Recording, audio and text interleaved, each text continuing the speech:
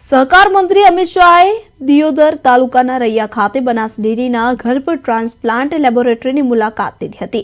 તેમણે લેબોરેટરીની કાર્યપ્રણાલી, ટેકનોલોજીકલ પાસાઓ તેમજ પ્રગતિ અંગે તજજ્ઞો પાસેથી વિગતવાર માહિતી મેળવી હતી।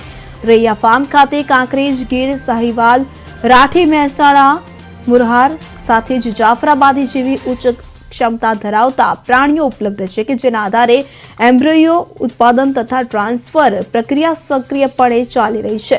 બનાસ ડેરી દ્વારા એનડીબી તથા એનડીએસના સહયોગથી આધુનિક ટેકનોલોજી આધારિત એમ્બ્રિયો ટ્રાન્સફર કાર્યક્રમ અમલમાં મુકાયો છે। વર્ષ 2021થી રૈયા ફાર્મ ખાતે શરૂ થયેલી આ કામગીરી અંતર્ગત અત્યાર સુધી 700થી વધુ એમ્બ્રિયો ઉત્પાદન સાથે જ 522 ટ્રાન્સફર તેમજ 83 સફળ ગર્ભધાન પ્રાપ્ત થયા છે। તો ઉપરાંત 40થી વધુ એલાઇટ વાછરડા ઉત્પન્ન કરવામાં આવતા આ પ્રોજેક્ટે મહત્વપૂર્ણ પ્રગતિ નોંધાવી છે।